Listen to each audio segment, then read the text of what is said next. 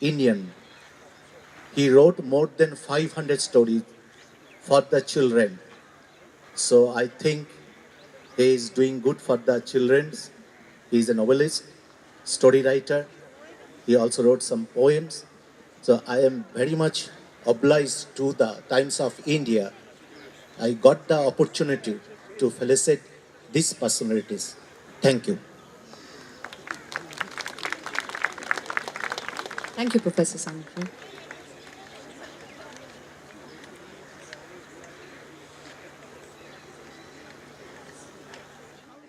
The Tollygunge Club about 10 or 15 years ago, and it was about 4 or 5 in the evening, and as the sun went down, millions of mosquitoes rose from the ground and descended on the audience, and everyone fled. So I hope that won't happen to you in the evening. But thank you very much, Times of India, Mrs. Vinita Nangia, who brought me down from the hills. But it's getting cold up now, and it's great to know that this particular festival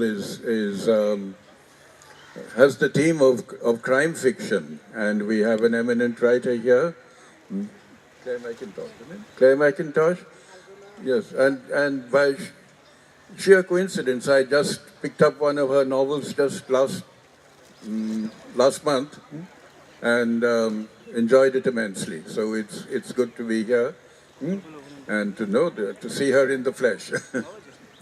And thank you all. I know Calcutta is a place full of readers, genuine lovers of literature, and young and old. And I've known that ever since I've been coming here. And it was my good father, who actually grew up in Calcutta and also passed away here many, many years ago. And so my connection, although I've never lived here for long periods, I've always had this close connection. So I'm looking forward to your questions. Yes. Well, the first thing that I want to know from you is that everybody loves you. Everybody loves your writings. Everybody loves just about everything about you. And the excitement in the air is palpable when they know Ruskin Bond is coming. So what are the special ingredients that go into making Ruskin Bond? I've no idea, really. I think it's just that I've been around a long time, and people have got used to seeing me and perhaps seeing and reading my stories here and there. It's been going on since I finished school. And I think I meet a lot of young people who want to write. And perhaps in a way I've set them off in the sense that they have seen how I have actually survived at it for over 65 years of writing. Because back in the 1950s, 60s, 70s, it was very hard to make a living as a writer in India. We didn't have many book publishers, at least not English book publishers. I know there was a lot being done in Bengali. But there were books, of course, textbooks. There were not, there wasn't general literature, there wasn't fiction, there wasn't poetry being published much. And that's very different now. And in the last 10 or 15 years, there's been an upsurge in publishing and writing. And because I started very young, I keep meeting kids who want to start younger than me. So when I say I wrote my first book when I was 17, they say, but I'm only 12 and I've written a book. And I keep meeting youngsters who've written books and are putting me to shame. But I wouldn't discourage anyone from writing, because it's a great vocation. It can be a profession, and I've enjoyed every minute of it. I think you're still being very modest, and if I may, I would say that what people really love about you is this great sense of innocence which you carry with you always. In your writing, in your speeches, the way you talk, that honesty, that innocence that comes from within you, that is what I think children reach out to a lot. And maybe adults as well. They're not so used to it anymore, I guess. So I'm glad you find me innocent. I've never thought of myself as being innocent. In fact, my autobiography is called Lone Fox Dancing, and I'm a very foxy fellow. But there was this TV interviewer not long ago who was interviewing me, and she kept calling my book Lone Wolf Dancing. And I said, I'm not a wolf by any means, you know. Well, a fox might take your chickens, but is otherwise pretty harmless. And but wolves eat you up. So I don't want to be a wolf by any means. And they say foxes roam around in the grounds here at the Tollygunge Club. I believe, yes, the Tollygunge Club, its surroundings, the jungle here, is full of foxes, I believe. So maybe I'm entitled to a free membership on the strength of my relatives. I know you have a very long waiting list here. Perhaps I can jump it. You're saying that, but it is so difficult to get you down from the hills. Every time, like all through your writings, the theme that runs through is you just want to run back to the hills. You want to be by yourself amidst nature.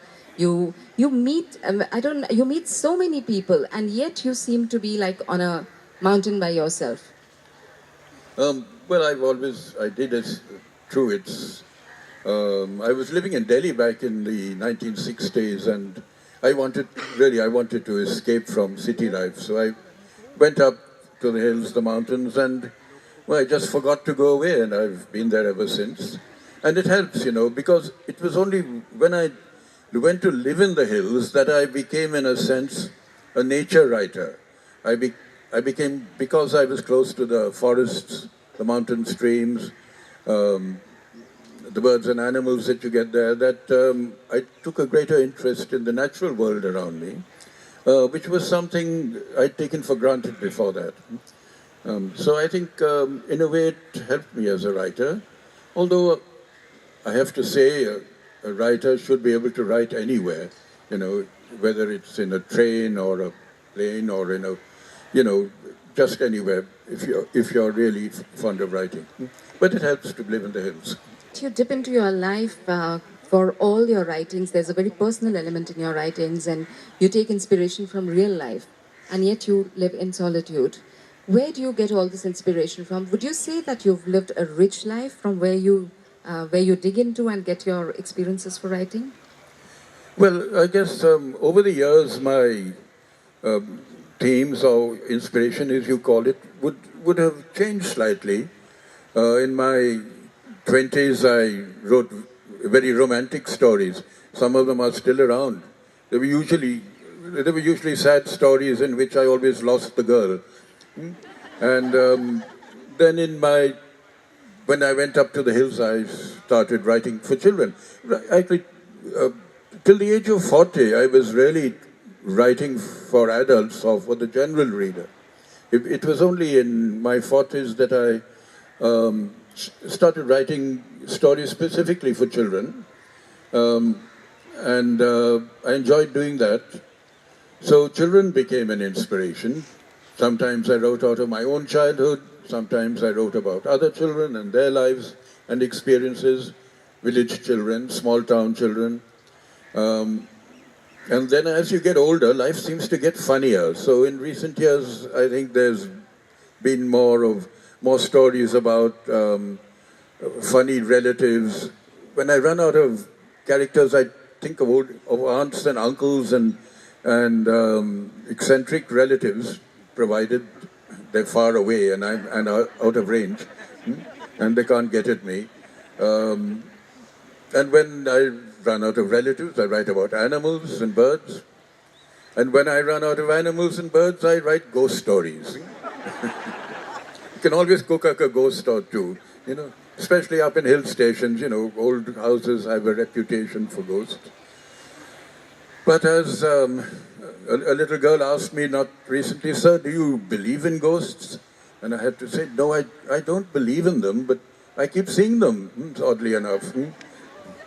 And a little girl also came up and said, "Sir, I like your ghost stories, but they're not scary enough.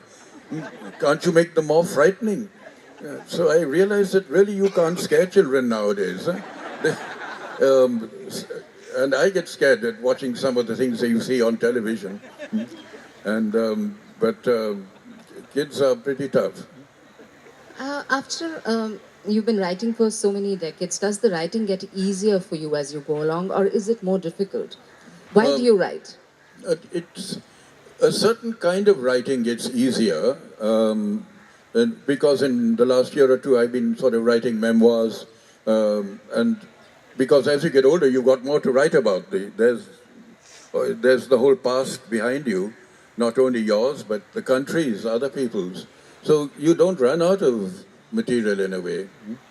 And I'm not an experimental writer, but I like to sometimes do things a little differently. And I'm very interested in words, and I keep a big fat Oxford English dictionary on my desk. And it's great fun looking at discovering new words, discovering the meanings behind words, the history and origin of words. That in itself is a pleasure. So putting words together, making good sentences, um, write, writing in a way is a sensual act. Sort of, for me it is. I get a pleasure of just putting pen to paper, because I'm still an old-fashioned writer. I use pen and paper. I know perhaps most young writers today would be using the latest technology, and good luck to them. You should, whatever you're easy with, that's the best way to write. To you, writing came very easy, as you once said that you had ink running in your veins.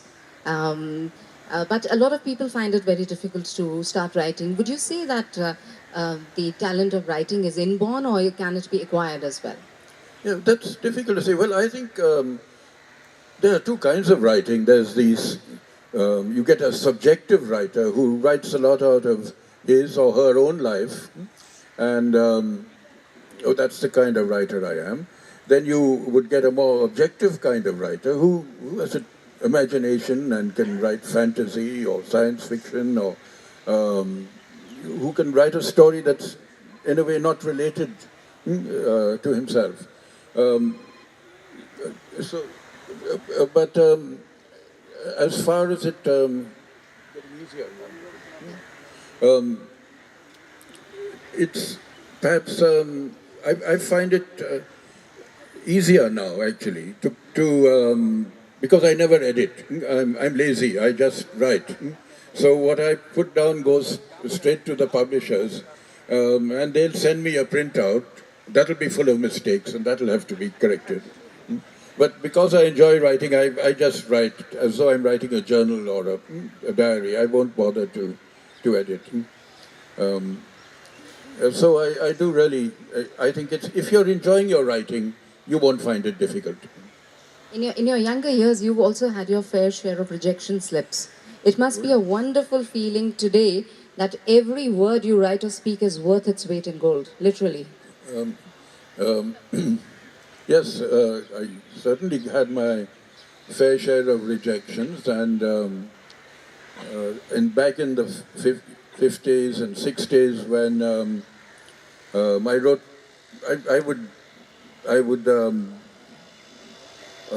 assault practically every magazine editor or newspaper editor in the land to get published. And in those days, you could get paid anything from 5 rupees to at the most 50 rupees for a story. Now I'm going back to the 1950s and early 60s. And the Times of India was then one of my sources of income. Uh, Specifically the Illustrated Weekly of India, which was a Times of India publication. And the weekly was paid the highest in India. That was 50 rupees. And occasionally I would sell a story to the BBC Home Service, and they would pay then 12 guineas, which was okay, not bad in the late 50s. So you had to write a lot of stories in order to make enough to live on. And things have certainly got easier in the last 10 or 15 years, because we have more publishers here. We have so many writers who are writing bestsellers overnight almost. And I could rattle off half a dozen names. I think one or two are going to be here with you. Um, so, but it took me about 20 to 30 years to, in a way, establish myself. It wasn't easy in those days. Yeah, now that you mentioned them, Ruskin, what do you think about these overnight successes? What do you think about the books that make it to the bestseller charts nowadays?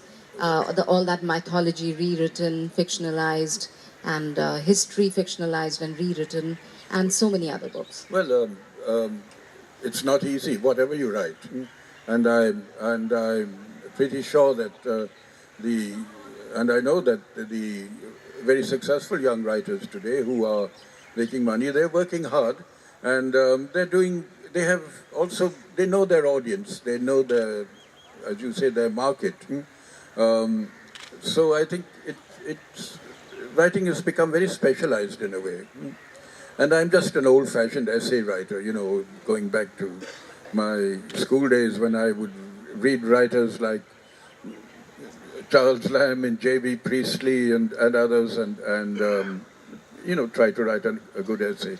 So basically, at heart, I'm just trying to, put good sentences together, and write. Even my longer works or non-fiction autobiographies are extended essays in a way. It's the short stories where I've perhaps got even shorter and shorter. You said recently that wherever you go in the world, you find your freedom curtailed, and we are the real robots. Would you like to speak about that? Well, I don't go out. I don't go out much into the world, and I've never had my freedom curtailed because I've never wanted, in a way, more than I've received. And perhaps my needs are very few, in that all I'd like to have books around me, lots of books, um, and, and my own favorites. I won't read just anything and everything. Then I like to sleep now. I like to go out into the woods. I like to sort of list the butterflies or birds I've seen.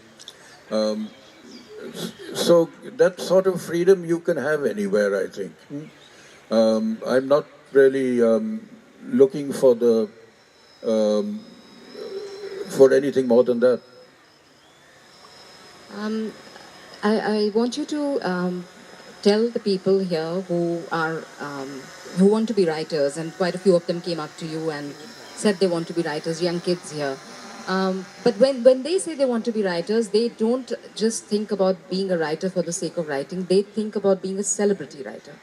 They think about their book being on the bestseller list. So please, a few words from you for aspiring writers on if they want to get into the field of writing, what is it that they should be looking for, and what should they do to be successful? Yes, well, I've always said don't rush into writing, don't rush into getting published. And I've always advised young writers or any writer, don't pay in order to get published. You should get paid. The writer should be receiving royalties. The writer should be receiving payment for his work. And but I keep meeting people who want their books published, who will, if they're very young, they will ask mommy or daddy to pay 2 or 3 lakh rupees to get the book published, and it will be printed, and 500 copies will be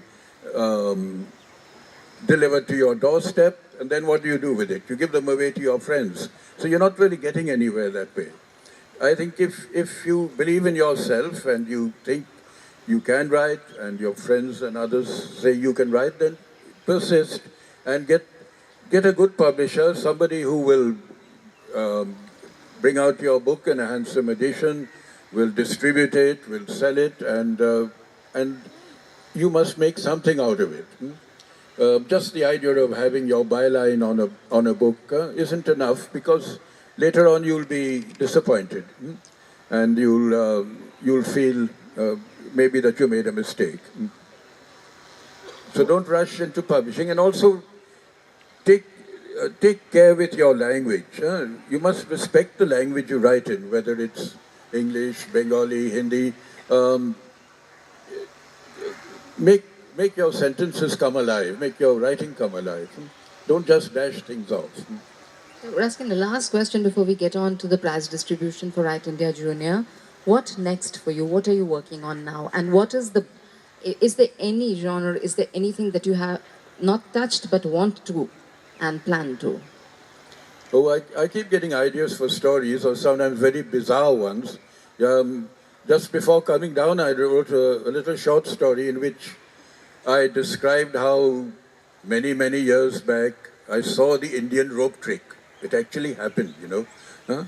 Somebody, I went to a village fair, and there was an old man with a boy, and they threw the rope up into the air, and his boy went up the rope. Coconuts came showering down. Then the boy's head came down. Then his arms and legs and limbs came down, tumbling down. And everyone was aghast. And the old man went around collecting money on his behalf because he'd lost his son, his little boy. And then from out of the bushes, a little boy appeared and bowed to everybody. He was perfectly all right. Nothing had happened to him. And I still don't know how he did it. Was it suggestion, or was it mesmerism or hypnotism? But it actually happened. And before he left, he gave me a coconut.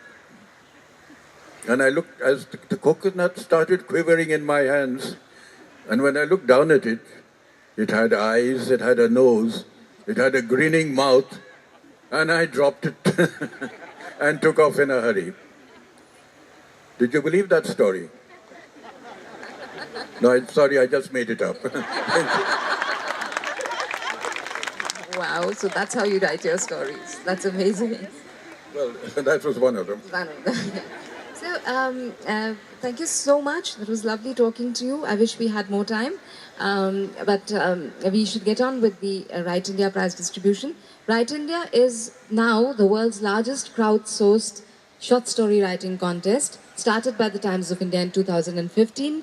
We linked up with successful authors who give us passages. Based on those passages, we invite short stories, and we get in short stories in the thousands. Like in the first year, we got 25,000 short stories, and the second season got even better. So Ruskin Bond was a part of season 2 of Right India, and we got a huge response. Lots of youngsters and adults and old people, everybody wrote short stories sent for him.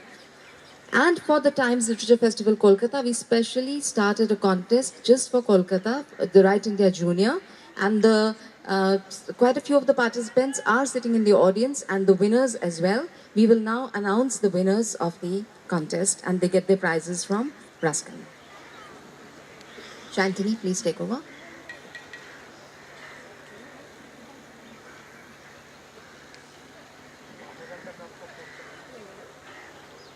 Of the hundreds of stories we received, we now announce the top 5 favorites of Ruskin Bond. The 5th prize winner of Right India Junior Contest is Oishiki Basu. We request Oishiki to come on stage, please.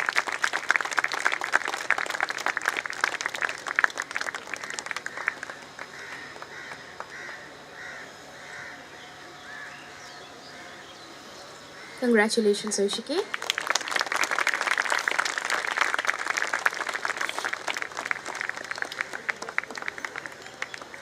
Oishiki, can you please turn around?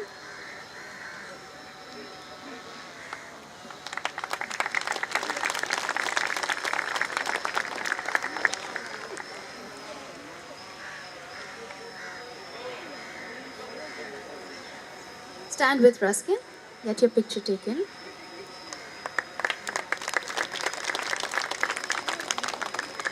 The 4th prize winner. Thank you, Oishiki.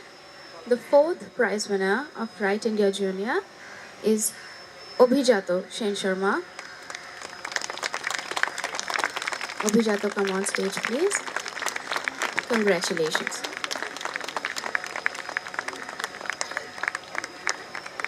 Stand with Mr. Bond.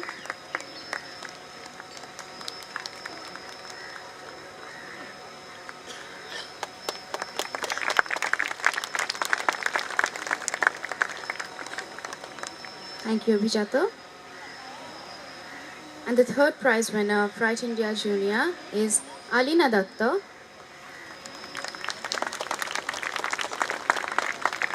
Congratulations, Alina.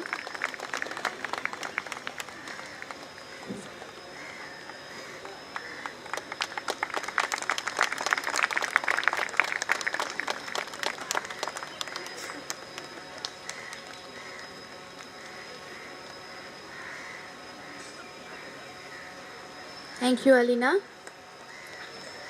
The third prize winner of Right India Junior is, the second prize winner of Right India Junior is Ashwin Arun. Congratulations, Ashwin.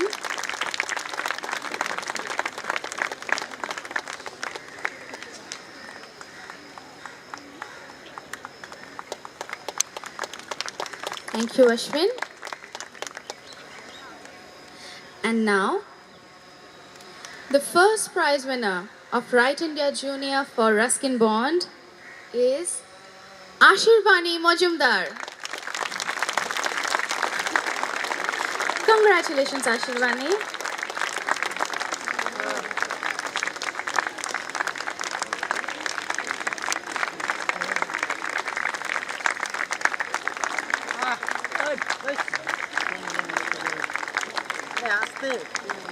Thank you, Ashirvani.